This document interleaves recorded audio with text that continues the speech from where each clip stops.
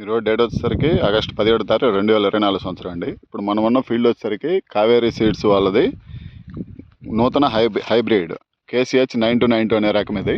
ఇది వచ్చేసరికి మనం ఎకరానికి 3 ప్యాకెట్లు నిండా వేయాలండి. ఇది మొక్కి అడుగు దూరంలో వేయాలి. తర్వాత వచ్చేసరికి ఏంటంటే మనకి సాలు 36 అంగుళాలు సరిపోద్దండి. ఇది ఇప్పుడు ఒకసారి చూడండి ఈ చేను ఎట్లా బయలుంది ఏందనేది చూడండి. పుచ్చు అనేది అస్సలు లేదు ఈ చేలో. మంచి దిగుబడి వచ్చే అవకాశం ఉంది. అసలు ఏ నేలకైనా సెట్ అవుతుంది. ఎర్ర నేల కానీ నల్ల నేల కానీ బండలు ఉన్న నేల కూడా సెట్ అవుద్ది. ఎక్కడ ఎటువంటి కండిషన్ అని బాగుంటుంది.